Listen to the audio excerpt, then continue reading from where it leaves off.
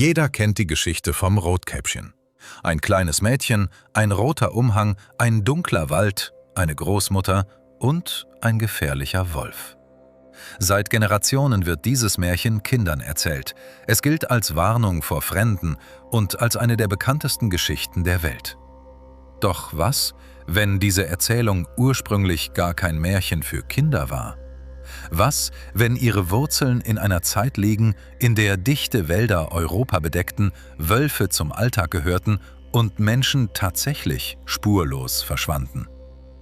Lange bevor Rotkäppchen in gedruckten Büchern erschien, erzählten sich Dorfbewohner ähnliche Geschichten am Feuer.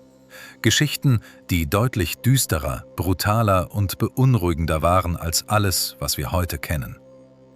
Historiker und Volkskundler gehen davon aus, dass Rotkäppchen nicht aus der Fantasie eines einzelnen Autors entstand. Vielmehr entwickelte sich die Erzählung über Jahrhunderte hinweg aus mündlichen Überlieferungen, die sich von Region zu Region veränderten. Begleiten wir also die Spur eines Märchens, das vielleicht mehr über die Ängste der Menschen verrät als über einen Wolf und dessen wahre Geschichte überraschender ist, als die meisten vermuten. Bevor Rotkäppchen zu einem weltberühmten Märchen wurde, existierte die Geschichte bereits seit Jahrhunderten. Allerdings in einer völlig anderen Form. Lange bevor Bücher weit verbreitet waren, wurden Geschichten mündlich weitergegeben. Jede Generation erzählte sie ein wenig anders und jede Region fügte ihre eigenen Details hinzu. Volkskundler fanden Hinweise auf frühe Versionen der Erzählung in Frankreich, Italien und anderen Teilen Europas. Viele dieser Fassungen stammen vermutlich aus dem späten Mittelalter oder sogar aus einer noch älteren Zeit. Anders als die spätere Märchenversion richteten sie sich nicht an Kinder, sondern an Erwachsene. In einigen dieser alten Geschichten gab es keinen Jäger, der das Mädchen rettete. Das Ende war oft grausam und ließ keinen Raum für ein Happy End. Manche Fassungen enthielten sogar Motive, die heute schockierend wirken würden und deshalb später bewusst entfernt wurden. Für die Menschen jener Zeit war der Wald kein magischer Ort, sondern eine reale Gefahr. Dort lauerten Wölfe, Räuber und unbekannte Gefahren. Die Geschichte diente daher nicht nur der Unterhaltung, sondern war zugleich eine Warnung vor Leichtsinn, vor falschem Vertrauen und vor den Gefahren außerhalb der schützenden Dorfgemeinschaft. Die älteste bekannte Form der Rotkäppchen-Geschichte unterscheidet sich drastisch von der Version, die wir heute kennen. Volkskundler verweisen häufig auf eine französische Volkserzählung mit dem Namen Die Geschichte der Großmutter, die vermutlich über viele Generationen mündlich überliefert wurde. In dieser frühen Fassung begegnet das Mädchen ebenfalls einem Wolf, doch die Handlung entwickelt sich wesentlich düsterer. Der Wolf erreicht zuerst das Haus der Großmutter, tötet sie und wartet anschließend auf das Mädchen. Einige überlieferte Varianten enthalten sogar grausame Details, die in späteren Jahrhunderten bewusst entfernt wurden, weil sie für Kinder ungeeignet waren. Bemerkenswert ist jedoch das Ende. Es gibt keinen Jäger und keine spektakuläre Rettung. Stattdessen muss sich das Mädchen selbst aus der gefährlichen Situation befreien. Mit List bittet sie darum, kurz nach draußen gehen zu dürfen und nutzt die Gelegenheit zur Flucht. Der Wolf bleibt zurück. Historiker sehen in dieser alten Erzählung weniger ein Märchen, als vielmehr eine Warnung. Sie sollte zeigen, wie wichtig Wachsamkeit, Klugheit und Misstrauen gegenüber unbekannten Menschen in einer gefährlichen Welt sein konnten. Im Jahr 1697 erhielt die Geschichte eine völlig neue Form. Der französische Schriftsteller Charles Perrault veröffentlichte sie in seiner berühmten Märchensammlung und machte Rotkäppchen erstmals zu einem literarischen Werk. Von diesem Moment an begann die Geschichte sich in ganz Europa zu verbreiten.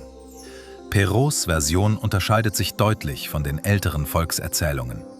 Das Mädchen trägt nun einen auffälligen roten Umhang, der später zum bekanntesten Symbol des Märchens werden sollte. Doch das Ende bleibt düster. Der Wolf verschlingt zuerst die Großmutter und anschließend auch das Mädchen. Eine Rettung gibt es nicht. Warum ließ Perrault die Geschichte so enden? Viele Historiker glauben, dass er das Märchen als moralische Warnung verstand. Am Ende fügte er sogar eine ausdrückliche Lehre hinzu. Junge Frauen sollten sich vor charmanten Fremden hüten, denn nicht jeder Wolf habe 4 Beine. Der Wolf wurde damit zu einem Symbol für Menschen, die Vertrauen ausnutzen und andere täuschen. Aus einer alten Volkserzählung war nun ein literarisches Märchen mit einer klaren gesellschaftlichen Botschaft geworden. Mehr als ein Jahrhundert nach Charles Perrault griffen die Brüder Jakob und Wilhelm Grimm die Geschichte erneut auf.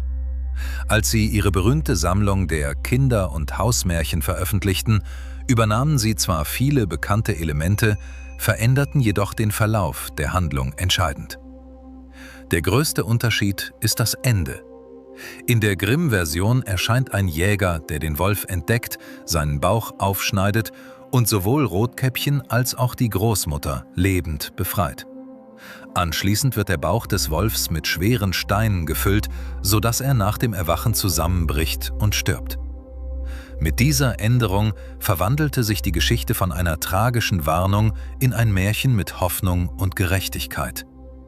Die Botschaft lautete nun nicht mehr, dass ein Fehler unweigerlich zum Untergang führt, sondern dass Mut, Hilfe und das Lernen aus eigenen Erfahrungen eine zweite Chance ermöglichen können.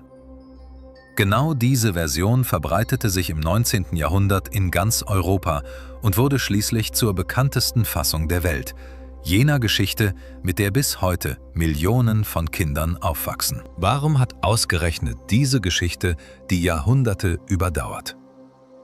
Ein Grund liegt vermutlich in ihrer Symbolik.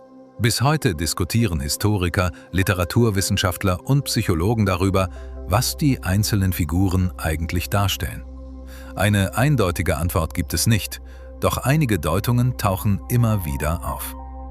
Der Wolf wird häufig nicht nur als gefährliches Tier verstanden, sondern als Symbol für Täuschung, Manipulation oder Menschen, die das Vertrauen anderer ausnutzen. Der dunkle Wald steht in vielen europäischen Erzählungen für das Unbekannte, einen Ort voller Risiken, an dem vertraute Regeln nicht mehr gelten. Auch der rote Umhang gibt bis heute Rätsel auf. Manche Forscher sehen in ihm ein Zeichen für den Übergang vom Kindsein zum Erwachsenwerden. Andere halten ihn schlicht für ein literarisches Symbol, das die Hauptfigur unverwechselbar macht. Belege für eine eindeutige Bedeutung gibt es jedoch nicht. Gerade diese Offenheit macht Rotkäppchen so faszinierend. Jeder Zeitabschnitt hat die Geschichte neu interpretiert. Und vielleicht erzählt sie deshalb bis heute mehr über die Menschen als über den Wolf selbst. Rotkäppchen ist weit mehr als ein altes Märchen. Die Geschichte wurde in über 100 Sprachen übersetzt, unzählige Male neu erzählt und immer wieder für Bücher, Filme, Theaterstücke und moderne Serien adaptiert. Kaum ein anderes europäisches Märchen hat die Popkultur so nachhaltig geprägt. Der Grund dafür liegt vermutlich in ihrer zeitlosen Botschaft.